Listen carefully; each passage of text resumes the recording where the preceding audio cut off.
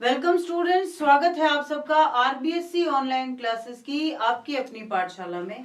SST का revision बस last step पर है। आज हम लास्ट सेगमेंट जो सिविक्स का सेगमेंट है उसके इंपॉर्टेंट क्वेश्चन आपके लिए लेकर आए हैं। मोस्ट अवेटेड बड़ा क्वेश्चन भी इसमें से आ रहा है और बहुत सारे छोटे क्वेश्चन भी आ रहे हैं। तो जो सारे इंपॉर्टेंट क्वेश्चन है वो हमने इसमें इंक्लूड किए हैं और इनसे बाहर कोई क्वेश्चन नहीं जाने वाला। तो चलिए शुरू करते हैं सिविक्स के अपने रिवीजन को और साथ ही जानते हैं इंपॉर्टेंट क्वेश्चन। और हम आपको सिर्फ क्वेश्चन नहीं बताते, हम आपको उनके आंसर्स जो होते हैं वो भी बताते हैं। आंसर कैसे लिखना है ये भी बताते हैं। आंसर तो सब बता देंगे आपको, लेकिन आंसर कैसे लिखना है it is shown by us only. तो चलिए शुरू करते हैं फर्स्ट चैप्टर जो हमारा पावर शेयरिंग का है उससे। पावर शेयरिंग में फर्स्ट इंपॉर्टेंट क्वेश्चन है, mention the different forms of power sharing. सत्ता की साझेदारी के विभिन्न स्वरूपों का उल्लेख कीजिए। सत्ता की साझेदारी जो होती है वो किस किस तरीके से होती है, अलग अलग तरीके से। तो सबसे पहली होती है हॉरिजॉन्टल पावर शेयरिंग या सत्ता का क्षैतिजीय वितरण। क्षैतिजीय वितरण का मतलब होता है एक लेवल में, जिसमें कौन कौन आते हैं, विधायिका, कार्यपालिका और न्यायपालिका आते हैं। तो जैसा मैं आपको हर बार कहती हूँ कि हम आपको आंसर्स पॉइंट टू पॉइंट इसलिए बता रहे हैं कि आपके दोनों तरह से फायदेमंद होंगे। अगर ये 2 मार्क्स का या 1 मार्क्स के हिसाब से आते हैं तो आप सिर्फ पॉइंट लिख सकते हैं और इसी तरह से लिख सकते हैं। और अगर ये बड़े क्वेश्चन आते हैं तो आप इन पॉइंट्स को हाईलाइटेड करके फिर आप एलोबरेट कर सकते हो, इनका एक्सप्लेनेशन दे सकते हो। तो ये आपके लिए दोनों तरह से फायदेमंद है।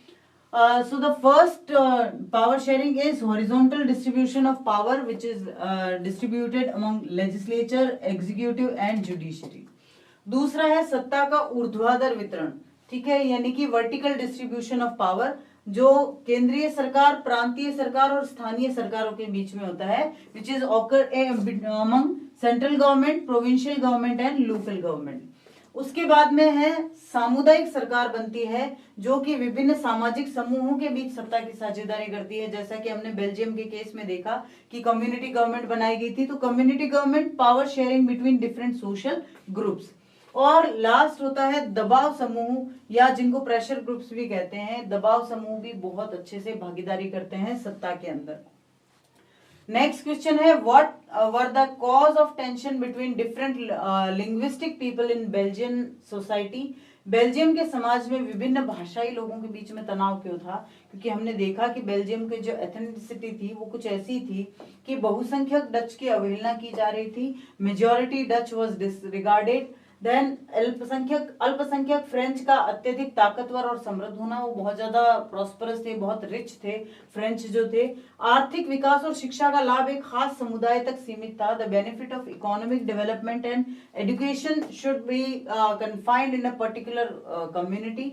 और राजनीतिक सत्ता समुदाय विशेष में केंद्रित थी, इसीलिए तनाव शुरू हुआ और बाद में अकोमोडेशन सिस्टम लागू किया गया। नेक्स्ट क्वेश्चन है, श्रीलंका में बहुसंख्यवाद ने किस प्रकार सामाजिक तनाव को जन्म दिया? How did majoritarianism give rise to social tension in Sri Lanka. तो श्रीलंका में क्या था? बहुसंख्यवाद के तहत सिंहलियों के हितों का विशेष ध्यान रखा गया। Under majoritarianism special care was taken for interests of Sinhalas. सभी महत्वपूर्ण क्षेत्र में सिंघालियों का एकाधिकार था। Monopoly of Sinhalas in every important areas. Sinhali को एकमात्र राजभाषा का दर्जा दिया गया। Sinhali as the only official language. तमिलों के हितों को दरकिनार कर दिया गया, sidelining the interests of Tamil. और तमिलों के राजनीतिक अधिकार से वंचित रखा गया, depriving the Tamils of from political rights. तो ये वजह थी कि श्रीलंका में कॉन्फ्लिक्ट पैदा हो गए। तो अब ये सवाल उठता है कि सत्ता की साझेदारी क्यों आवश्यक है, इसका लॉजिक दीजिए। बहुत इंपॉर्टेंट है कि सत्ता की साझेदारी क्यों जरूरी है, इसके क्या लॉजिक्स हो सकते हैं। सबसे पहले, विभिन्न सामाजिक समूहों के बीच टकराव को कम करना, to reduce the conflict between different social groups. ये लोकतांत्रिक मूल्यों के अनुकूल है। It is consonance with democratic values. ये राजनीतिक अस्थिरता को कम करता है। इट रिड्यूसेस पॉलिटिकल इंस्टेबिलिटी और ज्यादा से ज्यादा लोगों को ये भागीदार बनाता है। Makes more and more people partners in power, और इसीलिए सत्ता की साझेदारी बहुत जरूरी है। सामाजिक विविधताओं वाले शासन में सत्ता का बंटवारा कैसे किया जा सकता है, अलग अलग तरह से बंटवारा करने की क्या जो है विधियां हो सकती है। तो सबसे पहली विधि है विभिन्न सामाजिक समूहों के बीच, जैसे या तो भाषाई आधार पर कर दो या धार्मिक आधार पर कर दो, ठीक है ना। The division of power between different social groups such as linguistic and religious groups. फिर सामाजिक रूप से पिछड़े हुए लोगों और महिलाओं को भी विधायिका में हिस्सेदारी देना। To give share in the legislature to the socially backward people and women also. अल्पसंख्यक समुदायों को आरक्षण देना by giving reservation to minority communities, और अत्यंत पिछड़े हुए वर्ग के लिए अलग से सरकारी नीतियां बनाना, making separate government policies for the most backward class।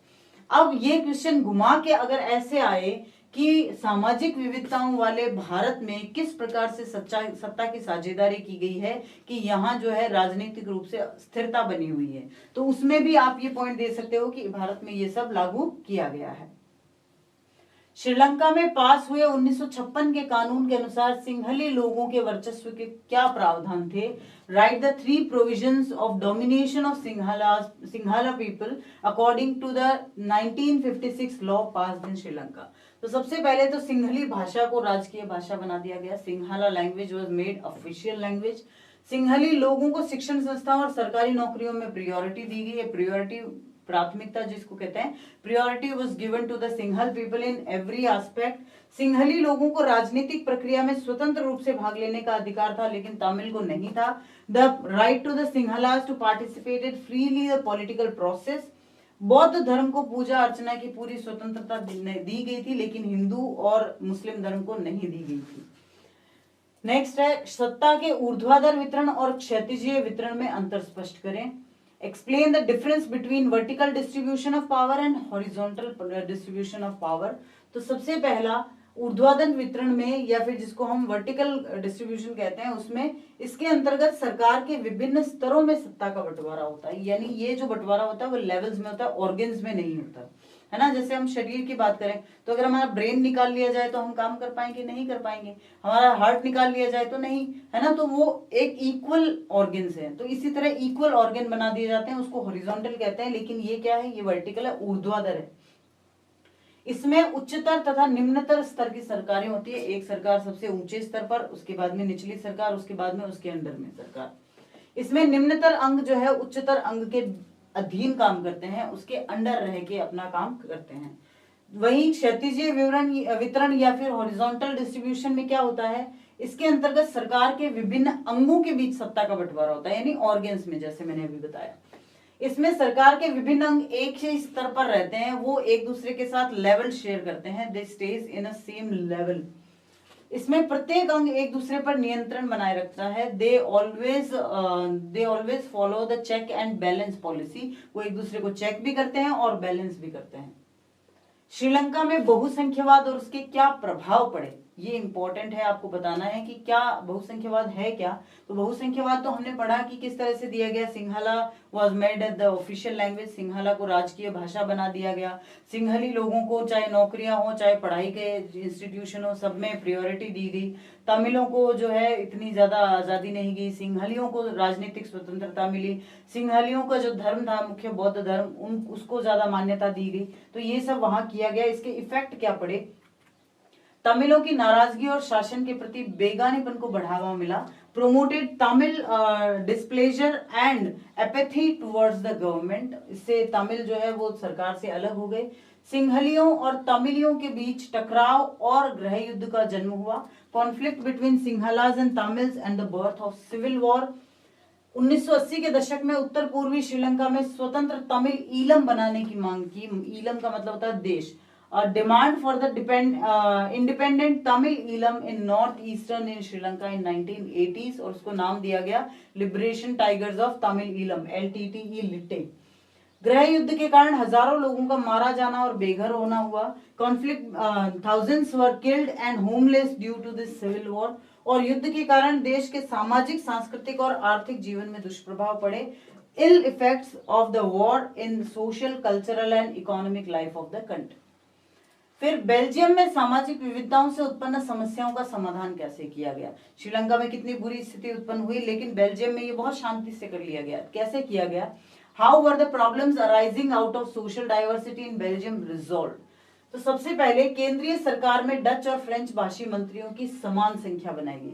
जो भी गवर्नमेंट बनाएगा वो क्या करेगा, वो डच के भी उतने ही मेंबर लेगा और फ्रेंच के भी उतने ही लेगा। Equal number of Dutch and French speaking ministers in central government. केंद्रीय सरकार की अनेक शक्तियों को क्षेत्रीय सरकारों को दे दिया गया। वहां पर जो एकात्मक शासन व्यवस्था थी उसको संघात्मक बना दिया गया।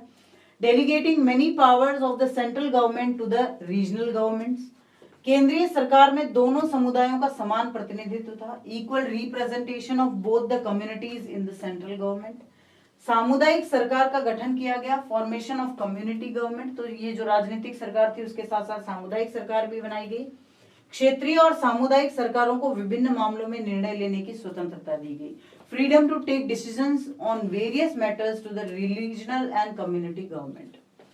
उसके बाद में विभिन्न दबाव समूह और राजनीतिक दल किस प्रकार सत्ता में बंटवारे में महत्वपूर्ण भूमिका निभाते हैं। अब हमने हॉरिजॉन्टल पढ़ लिया, हमने वर्टिकल पढ़ लिया, कम्युनिटी गवर्नमेंट पढ़ लिया, तो प्रेशर ग्रुप्स का भी एक क्वेश्चन देख लेते हैं। How do different pressure groups and political parties play an important role in the distribution of power. सबसे पहले तो व्यापारी, उद्योगपति, किसान और औद्योगिक मजदूर, कई सारे जो संगठन हैं, ऑर्गेनाइजेशन हैं, वो सक्रिय हैं, वो एक्टिव हैं। तो many of the organisations are active.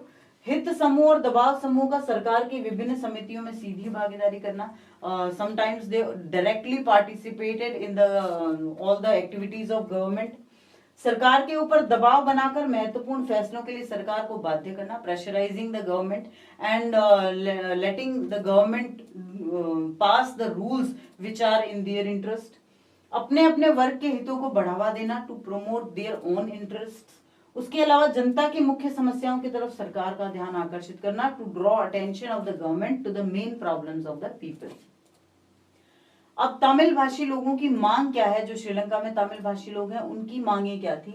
उन्होंने ये मांग रखी, एक तो तमिल को राजभाषा बनाया जाए, अगर तमिल को राजभाषा नहीं भी बनाया जा रहा है तो भी कम से कम सिंहला को हटाया जाए ताकि वो भी अपनी लैंग्वेज को सुरक्षित रख सके। क्षेत्रीय स्वायत्तता दी जाए, to give regional autonomy to them. अन्य जातीय समूह के समान शिक्षा और रोजगार की उनको सुविधाएं दी जाए, education and employment facilities would to be given. और 1918 के दशक में उन्होंने स्वतंत्र देश की या स्वतंत्र राज्य बनाने की मांग की थी, जिसको हम प्री ईलम कहते हैं ना, इंडिपेंडेंट ईलम। फिर भारत में विभिन्न राज्यों द्वारा अधिक स्वायत्तता की मांग उठाई जाती है, क्या उन्हें अधिक शक्तियां दी जानी चाहिए या नहीं, इस कथन को स्पष्ट कीजिए। कई सारे क्वेश्चन बहुत ज्यादा आपको टर्न करके दे दिए जाते हैं और इसीलिए मैंने एक क्वेश्चन इस तरह से लिया है कि हो सकता है आपको क्वेश्चन समझ में नहीं आए, लेकिन आपको किस तरह से उसका आंसर लिखना है वो बता देती हूँ। देखो, भारत में भी हमेशा कई बार अलग अलग राज्य बनाने की मांग होती है, कई बार जो अलगाववादी तत्व हैं वो खड़े हो जाते हैं, तो ऐसे में कई बार क्या किया जाता है, एक राज्य को तोड़कर उससे दो या दो से ज्यादा राज्य बना दिए जाते हैं। क्या ये सही है? अगर है तो क्यों? भारत में एक सशक्त केंद्रीय सरकार है और संघीय संविधान है जो विविधताओं को समेट सकता है, लेकिन राज्यों ने केंद्र के मुकाबले बहुत ज्यादा स्वायत्तता की मांग उठाई है। States are always demanded for autonomy. तो इसके लिए लॉजिक क्या दिए जाते हैं? इसके लिए लॉजिक दिए जाते हैं, शक्ति विभाजन को राज्यों के पक्ष में बदला जाए और राज्यों को ज्यादा से ज्यादा महत्वपूर्ण अधिकार दिए जाने चाहिए। The division of power should be changed in favour of the states and they have to be given a lot of autonomy. आय के स्वतंत्र साधन हो, जो भी टैक्सेस होते हैं राज्यों को अपना टैक्स लगाने या फिर हटाने की जो है आजादी दी जाए। प्रशासकीय शक्तियां, एडमिनिस्ट्रेटिव पावर्स जो है वो राज्यों को दी जाए।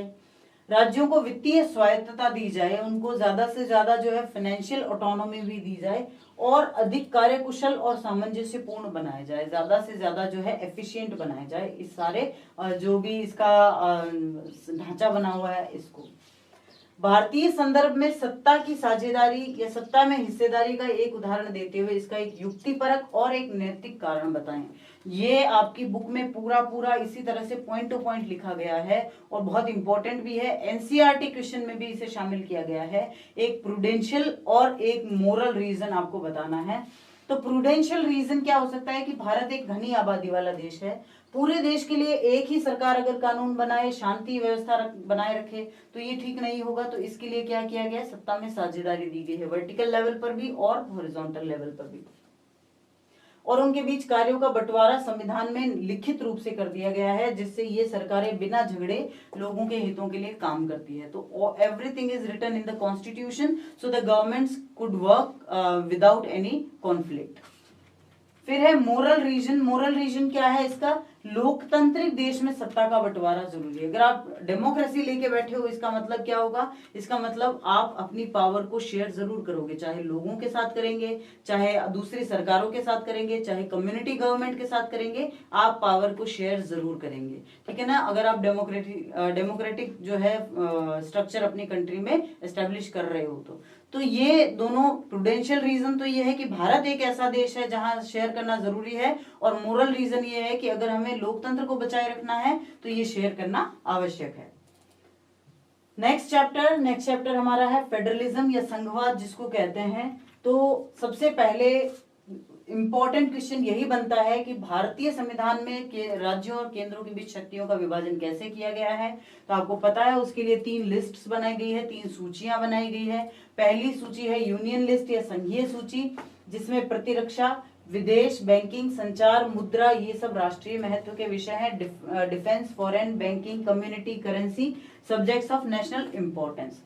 दूसरी है राज्य सूची या स्टेट लिस्ट, जिसमें पुलिस, व्यापार, वाणिज्य, कृषि, सिंचाई ये सब प्रांतीय महत्व के जो है सब्जेक्ट हैं।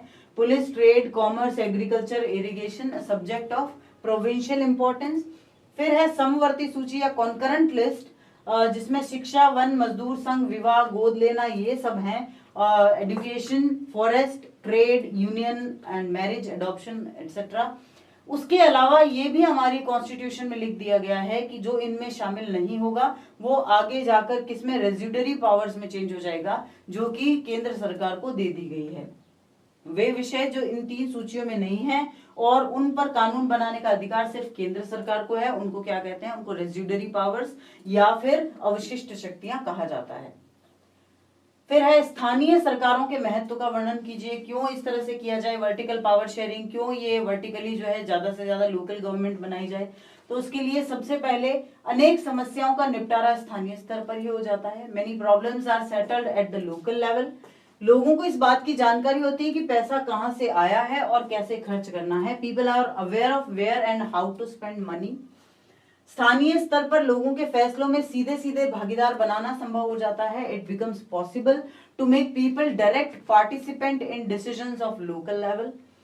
सत्ता में अधिक से अधिक लोगों को भागीदार बनाया जा सकता है, to make more and more people partners in power. और स्थानीय शासन सत्ता के विकेंद्रीकरण के अनुरूप ही होता है। Local government correspondence to the decentralisation of power. तो भारत की संघीय व्यवस्था में बेल्जियम से मिलती जुलती क्या चीजें हैं, फिर ये बताइए, क्योंकि हमने अभी लास्ट चैप्टर में देखा ना बेल्जियम में किस तरह से सत्ता में साझेदारी की गई थी। तो give one feature similar to Belgium and one feature different from it in federal system of India. तो मिलती जुलती विशेषता तो ये है कि दोनों देशों में संपूर्ण देश के लिए एक संघ सरकार का गठन किया गया है। The similar feature with Belgium is that both the countries federal government has been formed for the whole country. और अलग विशेषता यह है कि बेल्जियम में केंद्र सरकार की बहुत सी शक्तियां 2 क्षेत्रीय सरकार को दे दी गई है, लेकिन भारत में अनेक मामलों में जो है राज्य सरकारों को बराबर बराबर शक्तियां दी गई है। The different feature is that many powers of the central government of Belgium has been delegated to the 2 regional government of the country, whereas in India the central government controls the state government in many cases. फिर है 1992 के संविधान संशोधन द्वारा लोकतांत्रिक व्यवस्था में विकेंद्रीकरण को प्रभावी बनाने के लिए क्या प्रयास किए गए हैं। आप सबने पढ़ा है कि 73rd अमेंडमेंट किया गया था, 73वां संविधान संशोधन किया गया था 1992 में। So what are the efforts made by the constitutional amendment of 1992। तो जरूरी नहीं कि ये लिखा है कि 1992 का संविधान संशोधन, ये लिखा है कि 73वां संविधान संशोधन, 73rd कॉन्स्टिट्यूशनल अमेंडमेंट। तो आपको कंफ्यूज नहीं होना है, दोनों एक ही चीजें हैं, ठीक है ना। आपकी बुक में पॉइंट 73rd से भी दिया गया है और 1992 के हिसाब से भी दिया गया है, तो दोनों एक ही चीजें हैं। It is mandatory to conduct the elections of local bodies regularly. स्थानीय निकायों के चुनाव नियमित रूप से कराना अनिवार्य कर दिया गया। कम से कम 1/3 सीटें महिलाओं के लिए आरक्षित की गई। At least 1/3 of the seats are reserved for women. हर राज्य में पंचायत और नगरपालिका चुनाव कराने के लिए राज्य चुनाव आयोग नामक एक संस्था का गठन किया गया। An independent body called State Election Commission has been constituted to conduct panchayat and municipal elections in every state। और राज्य सरकारों को अपने राजस्व और अधिकारों का कुछ हिस्सा स्थानीय निकायों को देना पड़ा। The state government had to give part of their revenue and powers to the local bodies। तो अब संघवाद क्या है और इसकी विशेषताएं क्या होती है? What is federalism and right its features. संघीय व्यवस्था में सत्ता केंद्रीय सरकार और अन्य सरकारों में बटी होती है। यानी हम सीधे सीधे इसको समझे तो हमने जो दो तरह के पावर शेयर पढ़े थे, एक हॉरिजॉन्टल और दूसरा वर्टिकल।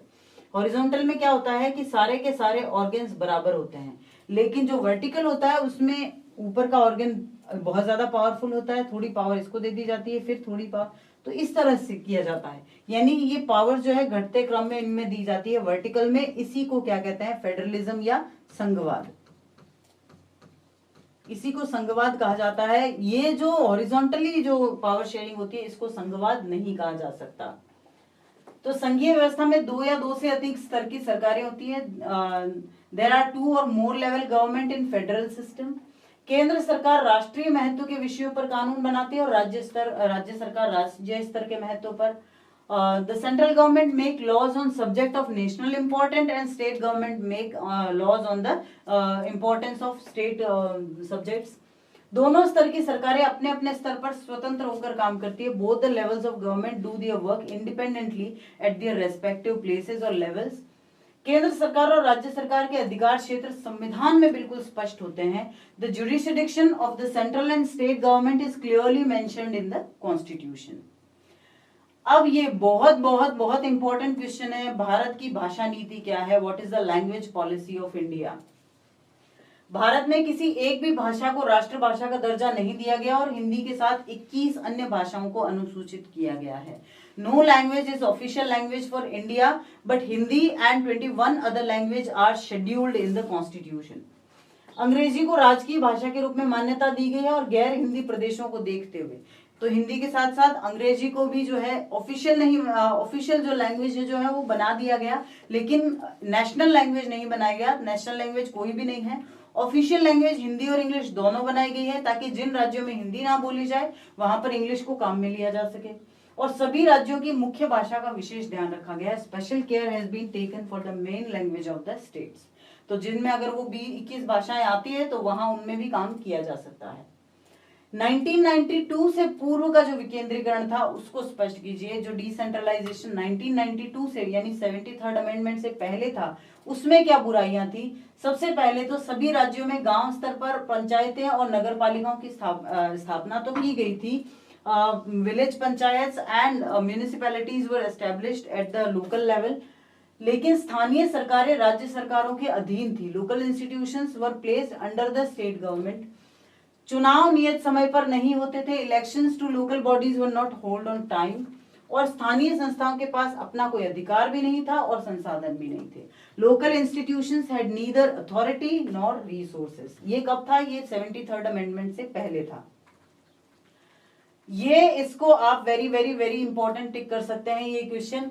एकात्मक और संघात्मक सरकारों के बीच अंतर स्पष्ट कीजिए। Distinguish between unitary and federal government. तो यूनिटरी गवर्नमेंट में क्या होता है? केंद्र सरकार बहुत शक्तिशाली होती है। In the central government is powerful. इसके अंतर्गत संविधान संशोधन केंद्र सरकार ही कर सकती है। The central government can amend the constitution, only central government can do this. शक्तियां एक जगह पर केंद्रित होती है। Powers are central concentrated on one place. एक ही नागरिकता होती है। It has only one citizenship. और केंद्र सरकार में राज्यों से शक्ति ले सकती है, छीन भी सकती है। The central government can take powers from the state. जबकि फेडरल गवर्नमेंट में क्या होता है? केंद्र सरकार अगर हम यूनिटरी गवर्नमेंट के अकॉर्डिंग देखें तो थोड़ी कमजोर होती है। In this the central government is relatively weak. इसमें केंद्र सरकार अकेले संविधान संशोधन नहीं कर सकती। The central government alone can not amend the constitution. शक्तियां कई स्तरों पर विभाजित होती है। Powers are divided on several levels. कई संघीय व्यवस्था वाले देशों में दोहरी नागरिकता भी होती है। Many federal system countries have dual citizenship. और दोनों स्तर की सरकारें अपने अधिकार क्षेत्र में स्वतंत्र होती है। Both the levels of government are independent in their jurisdiction. अब इससे केंद्र और सरकार के जो संबंध हैं उनमें क्या बदलाव आए हैं इनका वर्णन करना है. Describe the changes that took place in relations between centre and government. तो एक तो विभिन्न राज्यों में क्षेत्रीय पार्टियों की सरकारें हैं, governments of regional parties in different states. गठबंधन सरकारों के आने से केंद्र सरकार अपनी मनमानी नहीं कर पा रही है. With the coming of coalition governments, the central government cannot do its attributaries. केंद्रीय राजस्व में राज्यों को दी जाने वाली राशि में बढ़ोतरी हो गई है. Increase in the amount given to the states in the central revenue. केंद्र राज्य के तनाव में काफी कमी आई है. जो पहले कॉन्फ्लिक्ट रहता था, रिडक्शन हुआ है उसमें. केंद्र राज्य संबंधों में सुधार हुआ है. Improvement in central state relations. केंद्र और सरकार की योजनाओं में राज्यों के हितों का ध्यान रखा जाता है. Taking care of the interest of states in the scheme of central government.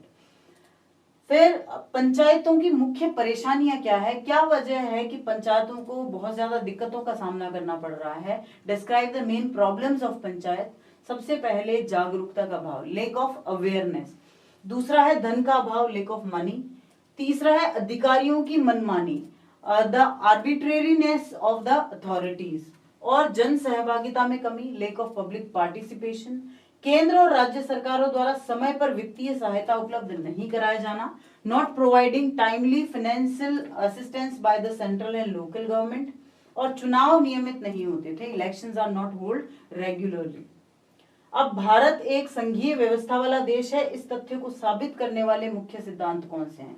ये कैसे कह सकते हैं कि भारत संघीय देश है, भारत एक फेडरल कंट्री है. तो भारत में राज्य, केंद्र, राज्य और स्थानीय 3 स्तरों पर सरकारें यानी वर्टिकल पावर शेयरिंग हो गई है. There are 3 levels of government in India, the central, the state and the local. एक विस्तृत और लिखित संविधान है, has written and detailed constitution. तो वो सब कुछ अपने आप बताता है कि क्या होना चाहिए. प्रत्येक स्तर की सरकार के अधिकार जो है संविधान में बिल्कुल क्लियर कर दिए गए हैं, स्पष्ट कर दिए गए हैं. The jurisdiction of each level of government is clearly described in the constitution. संविधान के मौलिक प्रावधानों में कोई एक स्तर की सरकार अकेले बदलाव नहीं कर सकती. जो फंडामेंटल जो भी प्रोविजंस है, ना सेंट्रल गवर्नमेंट अकेले कर सकती है, ना स्टेट गवर्नमेंट अकेले कर सकती है. मिलके ही कोई चेंजेस किया जा सकता है. सर्वोच्च न्यायालय को संविधान की व्याख्या का अधिकार है, power of the Supreme Court to interpret the constitution. केंद्र और राज्य सरकारों के बीच विधायी शक्तियों को संघ सूची, राज्य सूची और समवर्ती सूची में बांटा गया. अभी हमने देखा there are 3 lists, in union list, in state list and concurrent list. वित्तीय स्वायत्तता के लिए केंद्र और राज्य सरकारों के अलग अलग स्रोत है कि कोई टैक्स है जो सिर्फ सेंट्रल गवर्नमेंट के अंडर आते हैं, कोई टैक्स जो है वो राज्य सरकार के अंदर आते हैं. लास्ट क्वेश्चन है, संघवाद की किन्हीं 3 बुराइयों की व्याख्या कीजिए. Explain any 3 evils of the federalism. सबसे पहले इसमें केंद्रीय सरकार कई बार बहुत शक्तिशाली हो जाती है, central government to be more powerful. संविधान संशोधन का अधिकार कई बार केंद्र सरकार अपने हाथ में ले लेती है. The right to amend the constitution sometimes is taken by the central government. और संसद को ज्यादा अधिकार मिलते हैं, parliament to have more powers. धन संबंधी अधिकार भी ज्यादातर केंद्र सरकार के पास होते हैं. Excess of monetary rights with the centre. और केंद्र सरकार का राज्य सरकारों के मामले में अनावश्यक हस्तक्षेप होता है, unnecessary interference of the central government in affairs of the state government. इसके बाद शुरू होता है थर्ड चैप्टर जो कि है हमारा डेमोक्रेसी एंड डाइवर्सिटी. बहुत ही इंटरेस्टिंग चैप्टर था. सामाजिक भेदभाव की उत्पत्ति के प्रमुख आधार बताने हैं. Give main base for the origin of social discrimination. तो वो आधार है सबसे पहले जन्म पर आधारित, on the base of birth. Second, पसंद या चुनाव पर आधारित, बेस्ड ऑन चॉइस. और थर्ड, सोचने के अलग अलग ढंग, डिफरेंट वेज ऑफ थिंकिंग. हमारी विचारधारा कैसी है उस पर डिपेंड करते हैं. तो ये 3 आधार हैं जिनसे कई बार जो है समाज में डिफरेंसेस पैदा हो जाते हैं. भारत में भिन्नताओं को दर्शाने वाले प्रमुख तत्व कौन से हैं? भारत में इस तरह से जो है डिफरेंसेस बताने वाले एलिमेंट्स कौन कौन से हैं? जातीय भिन्नता है, एथनिक वेरिएशन, जिनमें आर्य है, अनार्य है, मंगोल है, मुगल है, पारसी है, ये सब आते हैं. फिर भाषाओं की भिन्नता है. भारत में 2200 अनुसूचित यानी शेड्यूल्ड लैंग्वेजेस हैं और 1500 अन्य भाषाएं भी बोली जाती है. 1500 other languages are also spoken. धर्म की भिन्नता है, भारत में जितने धर्म है उतने कहीं और किसी कंट्री में नहीं पाए जाते हैं। फिर है सामाजिक विभाजनों की राजनीति के परिणाम तय करने वाले 3 कारकों को लिखिए। Right 3 factors that decides the outcomes of the politics of social division. सबसे पहले लोगों में अपनी पहचान के प्रति आग्रह की भावना, फीलिंग ऑफ अर्ज among the people of their identity. लोग अपनी पहचान, चाहे वो सांस्कृतिक हो, चाहे वो भाषाई हो, चाहे वो रीजनल हो, वो बना के रखना चाहते हैं। दूसरा, राजनीतिक दलों का संविधान के दायरे में रहकर काम करना, working of political parties with in the ambit of the constitution. और सरकार विभिन्न वर्गों के प्रति कैसा रुख अपनाती है, ये भी एक बहुत इंपॉर्टेंट फैक्टर है। लोकतंत्र शासन की एक ऐसी पद्धति है जिसमें जनता अपने चुने हुए प्रतिनिधियों द्वारा शासन करती है, और प्रतिनिधि जो है होते हैं वो जो जिस तरह से काम करते हैं वो भी उससे भी ये डिपेंड करता है कि किस तरह से समाज का रुख रहेगा। नेक्स्ट क्वेश्चन है, सामाजिक विभाजन हमेशा खतरनाक नहीं होते हैं। अपने उत्तर के पक्ष में तर्क दीजिए। Social divisions are not always dangerous, give reasons in support of your answer. तो सामाजिक विभाजन यानी डाइवर्सिटी होना, देखो जब हमने चैप्टर पढ़ा था तो इन 2 शब्दों पर बहुत बार गौर किया था। सबसे पहला शब्द था डाइवर्सिटी,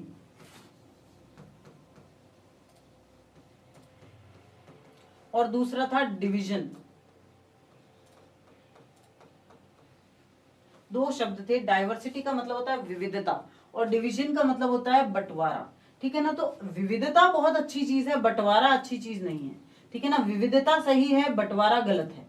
तो ये ही बताना है इस क्वेश्चन में कि सामाजिक विभाजन जो होता है, लोग अलग अलग विविध तरीकों के लोग होते हैं, वो हमेशा गलत नहीं हो सकता। ये चीज या ये सिस्टम हमेशा गलत नहीं होता है। जैसे उत्तरी आयरलैंड और नीदरलैंड दोनों ईसाई बहुल हैं और प्रोटेस्टेंट और कैथोलिक खेमों में बटे हैं। Northern Ireland and Netherlands are both Christians and majority countries and are divided into Protestant and Catholic camps.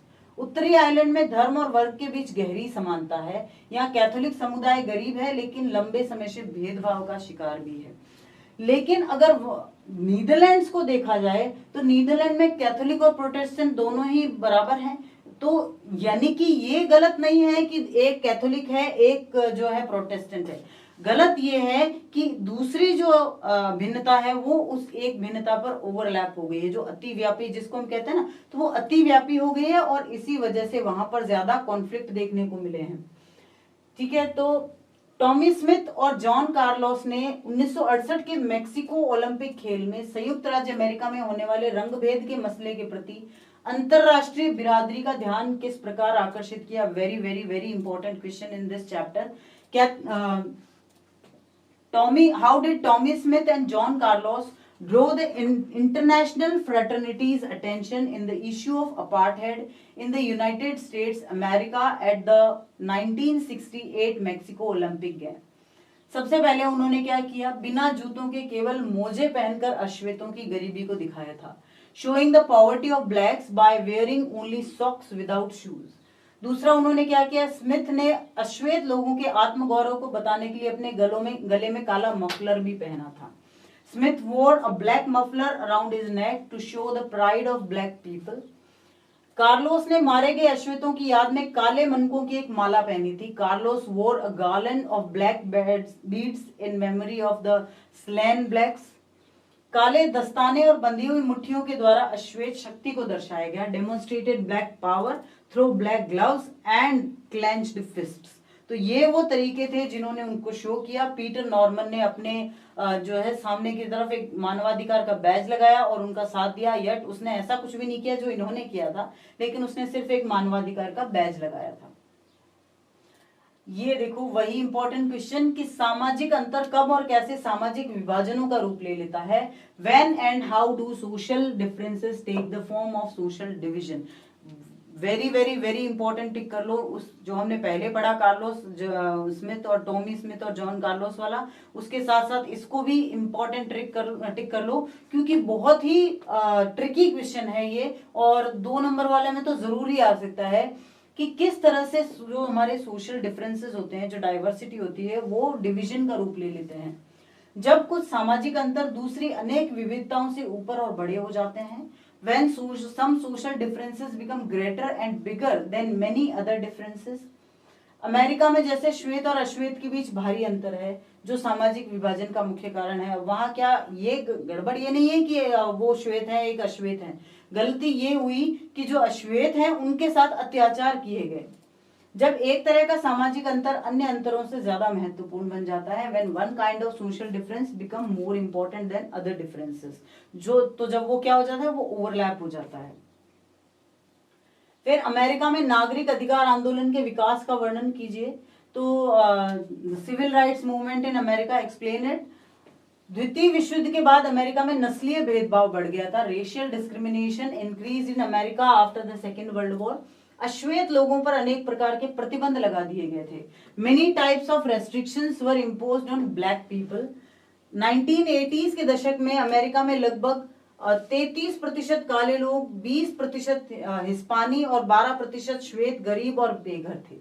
In 1980s, about 33% of black people in US, 20% of Hispanics and 12% of white were poor and homeless. 1950 के दशक में नागरिक अधिकारों के लिए शक्तिशाली आंदोलन हुए। There were powerful movements for civil rights in 1950s. 1954 में वहां के सर्वोच्च न्यायालय ने अलग परंतु समान के सिद्धांत को अस्वीकार कर दिया। In 1954, the Supreme Court there rejected the principle of separate but equal. नस्लीय भेदभाव के विरुद्ध फिर मार्टिन लूथर किंग जूनियर के नेतृत्व में आंदोलन चला। Movement against racial discrimination was launched under the leadership of Martin Luther king junior. 1960 के दशक में कानून बनाकर इस भेदभाव को खत्म किया गया। इन 1960s the discrimination was abolished by making law, और उसमें उन एथलीट्स की बहुत इंपॉर्टेंट भूमिका रही थी। अब सामाजिक विभाजन राजनीति को कैसे प्रभावित करते हैं, ठीक है ना। सामाजिक जो विभाजन है वो कैसे ज्यादा से ज्यादा प्रभावी हो जाते हैं वो हमने पढ़ा। अब ये राजनीति को कैसे प्रभावित करते हैं। How do social divisions affect politics, give examples to.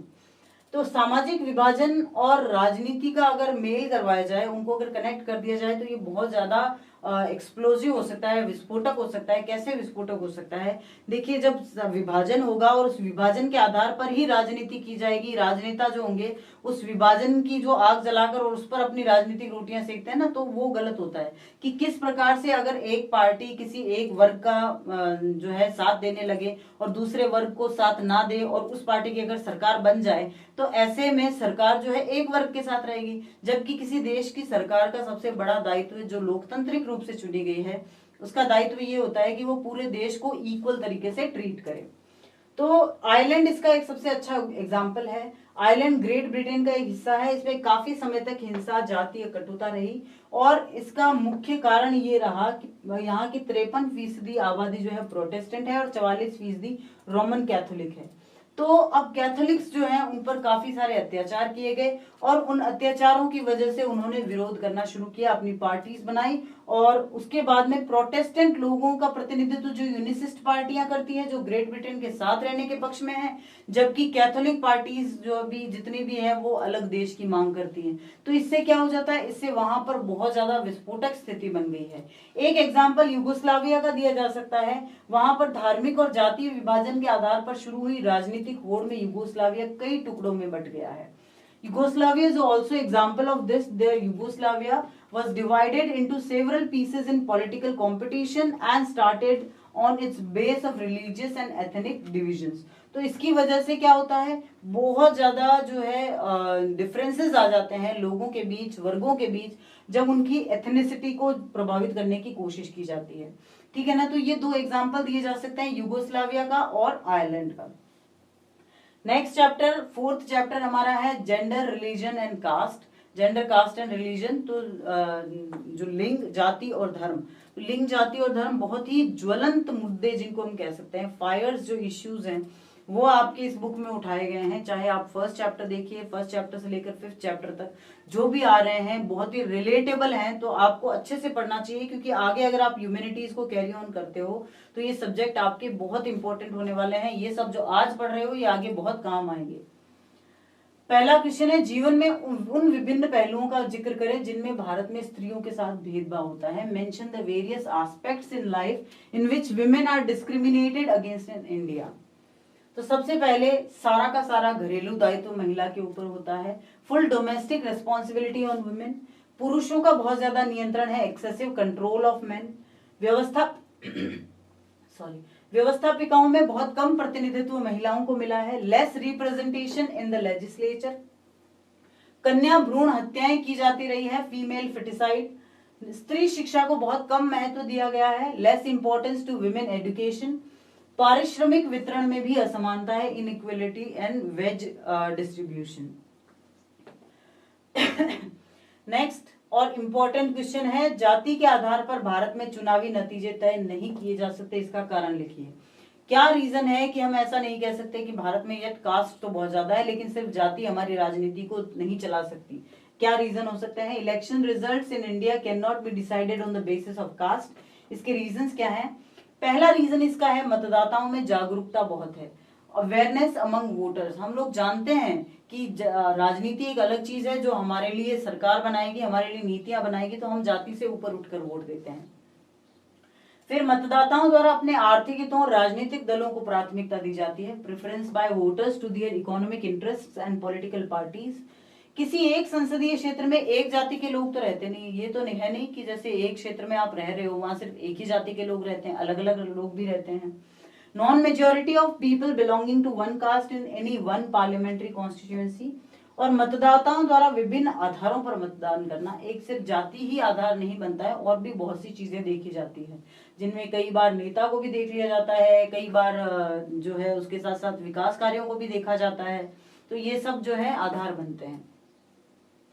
Bharat को एक धर्मनिरपेक्ष राज्य बनाने वाले विभिन्न प्रावधान कौन कौन से हैं? Very very very very very important question which can be awkward in your paper exactly like that. Which provisions are there to make India a secular state? तो सबसे पहला तो भारत का कोई राजकीय धर्म नहीं है। India does not have any official religion. Bharat में सभी धर्मों को एक समान महत्व दिया गया है। Equal importance has been given to all religions in India. प्रत्येक नागरिक को अपनी इच्छा अनुसार किसी भी धर्म को अपनाने की स्वतंत्रता है। Every citizen has the freedom to adopt any religion of his choice. भारतीय संविधान धार्मिक भेदभाव को असंवैधानिक घोषित करता है। The Indian constitution declares religious discrimination unconstitutional. ये चार प्रावधान ऐसे हैं जो भारत को एक धर्मनिरपेक्ष राष्ट्र का दर्जा दे देते हैं। फिर भारत सरकार ने नारी असमानता को दूर करने के लिए क्या कदम उठाए हैं? Steps which has been taken by the government of India to remove inequality of women. सबसे पहले दहेज को अवैध घोषित किया गया है, डिक्लेयरिंग डॉवरी इलीगल। पारिवारिक संपत्तियों में स्त्री पुरुष को बराबर महत्व दिया गया है, out of family properties both are equal. कन्या भ्रूण हत्या को कानूनन अपराध घोषित किया गया है, declaring female foeticide as an offence by law. समान कार्य के लिए समान पारिश्रमिक, provision of equal remuneration for equal work. नारी शिक्षा पर विशेष जोर दिया गया है, special emphasise on women education. और बेटी बचाओ देश बढ़ाओ जैसी योजना, स्कीम लाइक बेटी बचाओ बेटी पढ़ाओ देश बढ़ाओ, ये सब योजनाएं जो है ना, ये भी बहुत इंपॉर्टेंट होती है इसके लिए।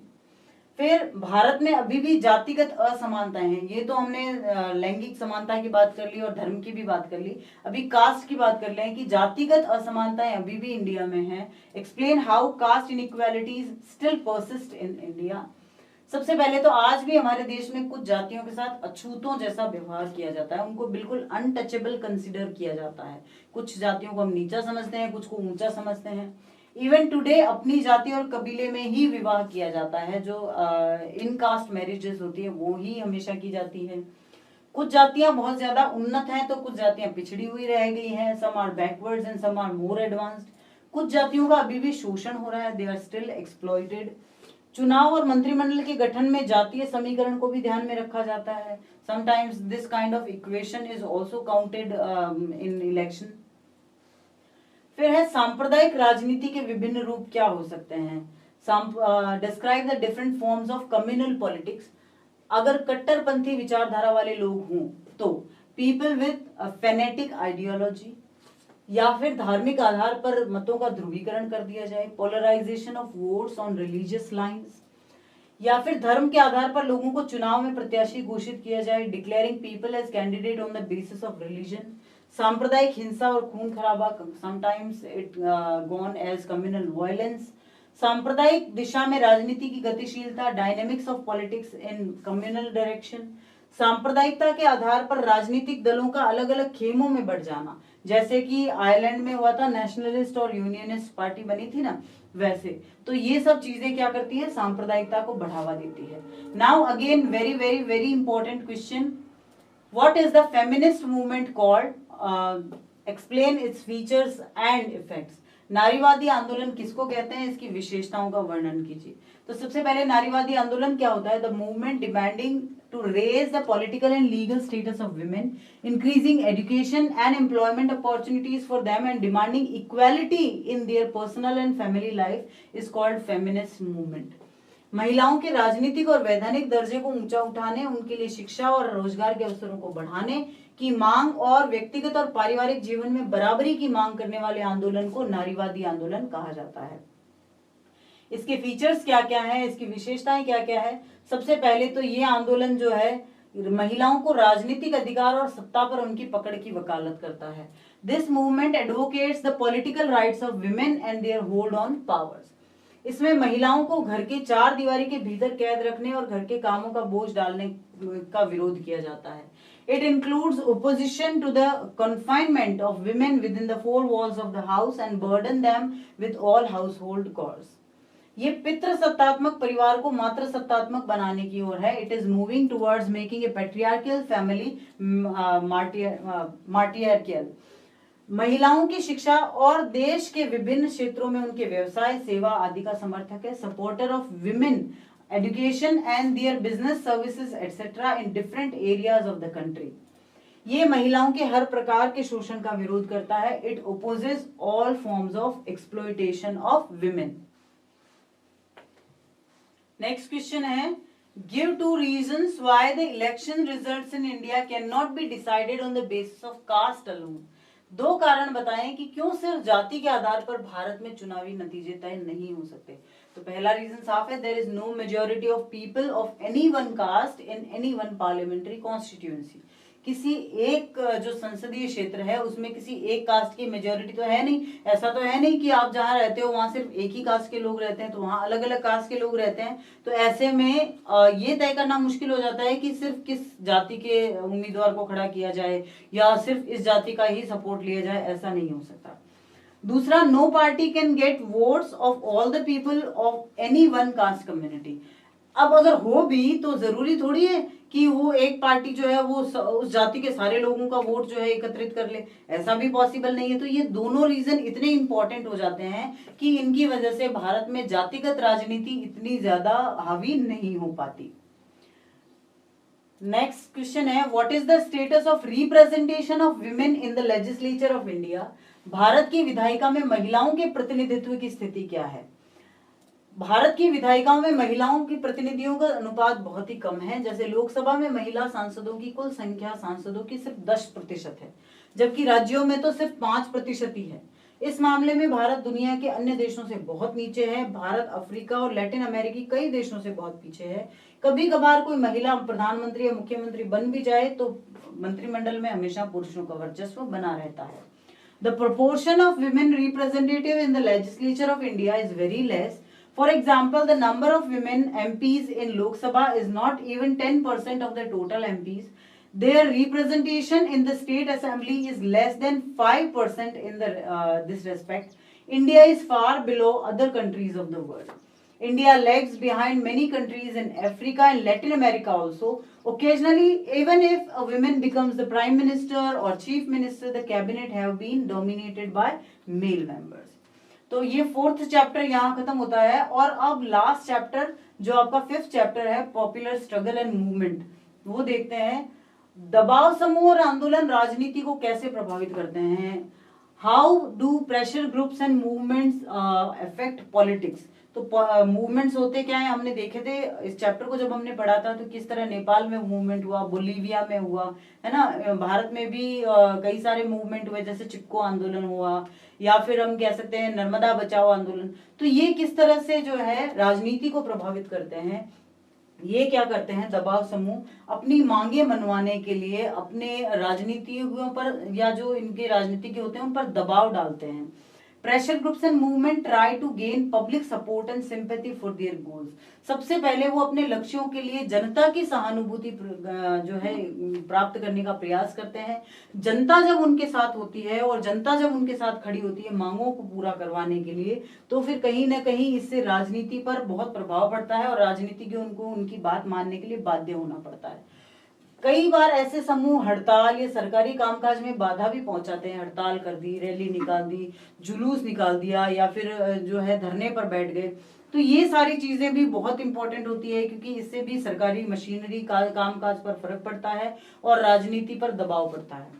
तीसरा, व्यवसायिक समूह ज्यादातर लॉबिस्ट नियुक्त करते हैं। लॉबिस्ट क्या होते हैं? लॉबी का मतलब होता है एक समूह जो अपने अपने जो निश्चित वर्ग होते हैं उनका एक समूह बना लेते हैं और वो समूह मिलकर सरकार को अपने हिसाब से नीतियां बनाने के लिए प्रेशराइज करता है।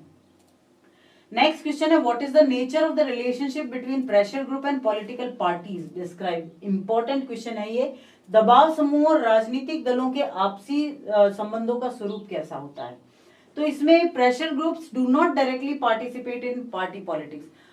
प्रेशर जो दबाव समूह होते हैं वो सीधे सीधे पार्टीगत राजनीति में शामिल नहीं होते हैं, लेकिन फिर भी वो कहीं ना कहीं पार्टी से जुड़े जरूर रहते हैं। But they want to influence the political parties at the time of election. After the election pressure groups try to get their demands done through political parties. तो वो इलेक्शन के टाइम उनको प्रभावित करने की और इलेक्शन के बाद अपनी मांगों को मनवाने की कोशिश अवश्य करते हैं। अब उनके बीच का रिश्ता कई रूप धारण कर सकता है, जिसमें सबसे पहला हम ये कह सकते हैं कि कुछ मामलों में दबाव समूह राजनीतिक दलों द्वारा ही बनाए जाते हैं और उनका नेतृत्व भी जो है राजनीतिक दलों के नेता करते हैं। Sometimes, in some cases, pressure groups are created by political parties themselves or they are led by the leaders of the political party. फिर कई बार कुछ दबाव समूह राजनीतिक दल की ही एक शाखा के रूप में काम करते हैं, जैसे भारत के कई सारे मजदूर संगठन हैं या जो स्टूडेंट्स यूनियन है, वो सब भारत उन पार्टियों की शाखा के रूप में ही काम कर रहे हैं। दूसरा, दबाव समूह चुनाव के समय राजनीतिक दलों की आर्थिक मदद करते हैं। Economically they help political parties, और जब उस समय उन्होंने मदद की है तो बाद में उस मदद का फायदा उठाने की भी कोशिश करते हैं, अपनी मांगे मनवाने की कोशिश करते हैं। तीसरा, अधिकांशतः दबाव समूह का राजनीतिक दलों से प्रत्यक्ष संबंध नहीं होता, लेकिन कई बार उसके बाद वो राजनीतिक दलों में बदल जाते हैं। जैसे हमने देखा था कि किस प्रकार से जो लोकपाल का आंदोलन हुआ उसके बाद में नए राजनीतिक दलों का उदय हुआ। तो ये सब चीजें जो है राजनीतिक दलों और दबाव समूहों के संबंधों को बताती है। नेक्स्ट क्वेश्चन है, what are pressure groups, give some examples. Pressure group होते क्या हैं? Classes with similar economic interests work to put pressure on the government by forming organizations to get their demands fulfilled and get their interests fulfilled. These are called pressure groups. These pressure groups wants to promote the interest of the particular class. Trade unions, and bodies of lawyers, doctors, teachers are example of such pressure groups. The concern of such pressure groups is not for the whole society but for the betterment and welfare of the members. समान आर्थिक हितों वाले वर्ग सरकारों से अपनी मांगे मनवाने और हित पूरे करवाने के लिए संगठन बनाकर सरकार पर दबाव डालने का काम करते हैं, और ऐसे संगठन क्या कहलाते हैं? दबाव समूह कहलाते हैं। ये दबाव समूह किसी खास वर्ग के हितों को बढ़ावा देना चाहते हैं, जैसे कि मजदूर संगठन है, व्यवसायिक संगठन है, वकीलों, डॉक्टरों और शिक्षकों के संगठन है। ये सब दबाव समूह के उदाहरण हैं। ऐसे दबाव समूह का सरोकार पूरे समाज से नहीं होता, बल्कि अपने सदस्यों की बेहतरी और कल्याण करना ही होता है। तो दबाव समूह और राजनीतिक दलों में अंतर क्या है, इनका संबंध हमने देखा, तो इनमें कुछ अंतर भी होंगे। सबसे पहला, the goal of pressure group is not to directly control और शेयर पावर। राजनीतिक दल जो है वो डायरेक्टली पावर जो है उसको पार्टिसिपेट करना चाहते हैं, उसको होल्ड करना चाहते हैं, लेकिन दबाव समूह ऐसा बिल्कुल नहीं चाहते। दबाव समूह कभी भी शक्ति पर सीधा नियंत्रण नहीं करना चाहते, वो पॉलिटिकल पार्टीज का यानी राजनीतिक दलों का काम होता है। दूसरा, प्रेशर ग्रुप तब बनते हैं जब एक ही वर्ग के लोग आते हैं अपने हितों के लिए, लेकिन राजनीतिक दल जो है एक विचारधारा पर आधारित कई वर्गों का एक समूह होता है। Pressure groups are formed when people of similar profession, interest, appreciation or opinion come together to achieve a common object. जबकि राजनीतिक दलों के निर्माण के लिए समान राजनीतिक विचारधारा ही होनी चाहिए। राजनीतिक दलों को चुनाव के समय जनता का सामना करना पड़ता है, प्रेशर ग्रुप्स के पास ऐसी कोई लिमिटेशन नहीं होती है। फिर राजनीतिक दबाव समूह जो है राजनीति में सीधे भाग नहीं लेते हैं, वो राजनीतिक दलों पर प्रभाव डालने की कोशिश करते हैं, उनके ऊपर दबाव डालने की कोशिश करते हैं। They always want to pressurise the political parties, they never wanted to take part directly in the politics. Next question है, कैसे नेपाली लोगों का संघर्ष पूरी दुनिया के लोकतंत्रवादियों के लिए प्रेरणा का स्रोत बना? Very very very important question. How did the struggle of the Nepali people become a source of inspiration for the Democrats all over the world? Nepal ने अप्रैल 2006 में एक असाधारण लोकप्रिय आंदोलन देखा। इस आंदोलन का उद्देश्य नेपाल में लोकतंत्र को रिस्टोर करना था। Nepali saw an extraordinary popular movement in April 2006। The aim of this movement was to restore democracy in Nepal. Establish मत लिखना आप, रिस्टोर ही लिखेंगे। एस्टैब्लिश का मतलब होता है नए सिरे से स्थापित करना, रिस्टोर जो खत्म हो गया है उसको वापस लाना। 2001 में राजा वीरेंद्र की मृत्यु के बाद नए राजा ज्ञानेंद्र ने लोकतांत्रिक सरकार को स्वीकार करने से मना कर दिया। After the death of King Birendra in 2001, the new king Gyanendra was unwilling to accept democratic rule. नतीजतन फरवरी 2005 में राजा ने तत्कालीन प्रधानमंत्री को बर्खास्त किया और संसद को भंग कर दिया। In February 2005, the king dismissed the then prime minister and dissolved the popularly elected parliament. इससे फिर क्या हुआ? इससे जो सभी प्रमुख राजनीतिक दल थे वो 7 पार्टी अलायंस के रूप में सामने आए। उन्होंने एक अलायंस बनाया और 2006 में 4 दिन की देशव्यापी हड़ताल की और राजा को अल्टीमेटम दे दिया और आखिरकार राजा को इन संगठनों की बात माननी पड़ी। हड़ताल में ये अनिश्चितकालीन हड़ताल में बदल गया। लोग कर्फ्यू का उल्लंघन करते हुए सड़कों पर उतर आए, यहाँ तक कि सुरक्षा बल जो फोर्सेस थी, जो मिलिट्री फोर्सेस, वो भी उनको कंट्रोल नहीं कर पाई। लगभग 1 लाख से ज्यादा लोग काठमांडू की सड़कों पर उतर आए थे। More than 1 lakh people were gathered on the roads of Kathmandu. वो किस लिए लड़ रहे थे? They stuck to their demands for the restoration of parliament. वो इसलिए लड़ रहे थे कि पार्लियामेंट जो संसद बर्खास्त की गई है उसकी फिर से बहाली की जाए। इस विरोध के लिए फिर उनको राजा को समय दिया गया और इस जो समय उसको दिया गया था उसके आखिरी दिन राजा को मजबूर होकर संसद को वापस रिस्टोर करना पड़ा और गिरिजा प्रसाद कोइराला को प्रधानमंत्री के रूप में चुना गया। राजा की सारी शक्तियां छीन ली गई, राजतंत्र खत्म कर दिया गया और नेपाल को एक गणतंत्र बना दिया गया था। Nepal was declared as a republic because of all this movement. That's why this movement is always counted as the inspiration of all democrats all over the world. एक एक उदाहरण की सहायता से अनुभागीय हित समूहों और जनहित समूहों की तुलना कीजिए। Compare sectional interest groups and public interest group with the help of one example each. Sectional group या अनुभागीय हित क्या होते हैं? वे समाज के एक विशेष वर्ग या समूह के हित को बढ़ावा देना चाहते हैं।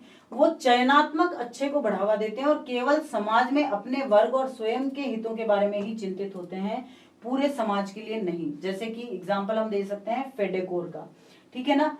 Sectional interest groups, they want to promote their interests of particularly section of the group on in this society. They are not aware for the whole welfare of the society but they are aware for their section only. For example FEDECOR कहाँ बना था? Bolivia में बना था फेडेकोर, ठीक है ना। और पब्लिक इंटरेस्ट ग्रुप क्या होते हैं? वो जो पूरी पब्लिक के लिए काम करते हैं या उससे रिलेटेड, उसमें फिर वो ये नहीं देखते कि ये इस सेक्शन का है उस सेक्शन का है। तो ऐसे जो संस्थान होते हैं वो कहलाते हैं पब्लिक इंटरेस्ट ग्रुप। जैसे कि बाम सेफ जो बना था वो सारे पिछड़े जो जातियों के लोग थे, तो उसमें एक किसी विशेष जाति या वर्ग या फिर लिंग को शामिल नहीं किया गया था। तो ऐसे क्या कहलाते हैं? ऐसे पब्लिक इंटरेस्ट ग्रुप्स कहलाते हैं। नेक्स्ट क्वेश्चन है, बोलीविया के लोकप्रिय संघर्ष से हमें क्या प्रेरणा मिलती है? किन्हीं 3 मूल्यों की व्याख्या कीजिए जो हम उससे सीख सकते हैं।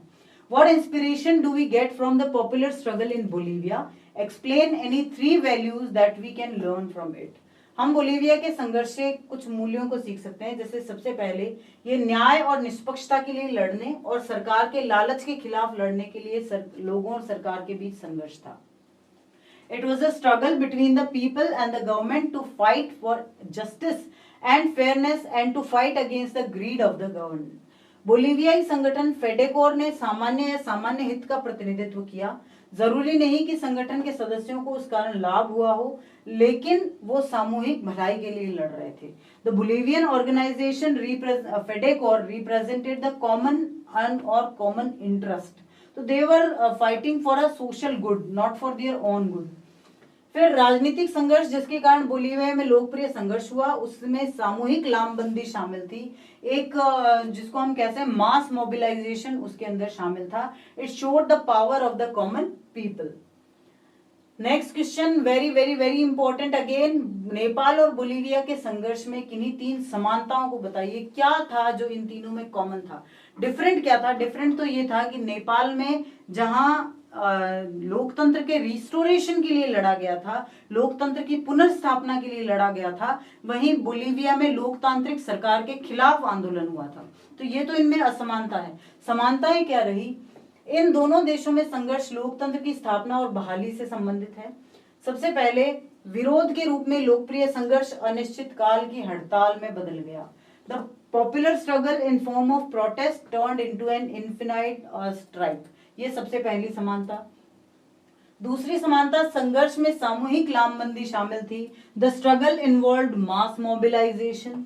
तीसरी समानता, राजनीतिक संघर्ष ने लोकप्रिय संघर्ष को जन्म दिया। Political struggle gave rise to popular struggle. और चौथी, राजनीतिक संगठन ने बहुत महत्वपूर्ण भूमिका निभाई। Political organisation played an important role. तो जहां नेपाल में ये पॉलिटिकल ऑर्गेनाइजेशन एसपीए था, 7 पार्टी अलायंस, वहीं बोलीविया में ये संगठन था फेडेकोर। नेक्स्ट क्वेश्चन है, बोलीविया के लोकप्रिय संघर्ष का वर्णन कीजिए। Describe the popular struggle of Bolivia. Latin America के गरीब देश बोलीविया ने पानी के निजीकरण के खिलाफ लोकप्रिय संघर्ष देखा। Bolivia, a poor country in Latin America, witnessed a popular struggle against the privatisation of water. विश्व बैंक ने चुनी हुई लोकतांत्रिक सरकार पर नगरपालिका के जो पानी का जो सिस्टम होता है, जो वाटर डिस्ट्रीब्यूशन सिस्टम, वो प्रेशराइज किया कि आप एक एमएनसी के हाथ में दे दो, एक मल्टीनेशनल कॉर्पोरेशन को दे दो। मल्टीनेशनल कॉर्पोरेशन ने क्या किया? पानी के दाम 4 गुना बढ़ा दिए। The MNC increase the price of water 4 times, 4 गुना दाम बढ़ा दिए थे। तो श्रम, मानवाधिकारों और समुदाय के नेताओं ने एक नए गठबंधन बनाया जिसको फेडेकोर कहा गया। इस फेडेकोर ने 4 दिवसीय आम हड़ताल का आयोजन किया। एक 4 डे पॉपुलर स्ट्राइक रखी गई और इस स्ट्राइक के बाद में उस स्ट्राइक को इन्फिनाइट कर दिया गया, यानी अनिश्चित काल के लिए भेज दिया गया। अंततः सरकार बातचीत के लिए तैयार हुई, हड़ताल खत्म हुई, लेकिन फिर भी कुछ सही नहीं किया गया। तब बाद में सारे के सारे जो वहां के पेशेवर थे, इंजीनियर थे, पर्यावरणविद थे, किसान थे, फैक्ट्री वर्कर्स थे और यूनियन के लोग जो भी थे, इन सब ने मिलकर फेडेकोर बनाया। एंड फेडेकोर ही called for another strike in April. और बाद में गवर्नमेंट को इम्पोज किया गया, बहुत ज्यादा फोर्स किया गया कि वो किसी भी तरह से इस मल्टीनेशनल कंपनी से सारे अधिकार वापस ले ले। लेकिन लोगों की शक्ति ने बहुराष्ट्रीय कंपनियों के अधिकारियों को शहर से मुक्त करने के लिए मजबूर कर दिया। हालांकि सरकार ने फिर भी उनकी बात नहीं मानी। The government still was not agreed with the popular struggle और वहां पर मार्शल लॉ लगा दिया गया। But people were there for their own rights. तो उन्होंने क्या किया? तो लोगों ने वहां पर अपनी लामबंदी को जारी रखा और आखिरकार बहुराष्ट्रीय कंपनी के साथ अनुबंध रद्द कर दिया गया और नगर पालिका को पुरानी दरों पर पानी की आपूर्ति बहाल करवा दी गई। इसे बोलीविया के जल युद्ध के नाम से जाना जाता है। In the end the contract with the multinational company was cancelled and water supply to the municipality was restored to the old rates. This came to be known as Bolivia's water war. तो इसको Bolivia का जल युद्ध कहा जाता है। तो इसके साथ ही आपका सिविक्स का ये सेक्शन और इसके सारे इंपॉर्टेंट क्वेश्चन का ये वीडियो यही समाप्त होता है। आई होप कि आपको समझ में आ गया होगा, आंसर्स कैसे लिखने हैं ये भी आपको पता चल गया होगा। तो very very best of luck for your examination. I hope you all will get 80 out of 80 ताकि हम प्राउडली कह सकें कि ये हमारे स्टूडेंट हैं। तो जल्दी ही मिलेंगे। किसी और वीडियो के साथ देखते हैं, मिलते हैं बहुत जल्द। तब तक के लिए थैंक यू।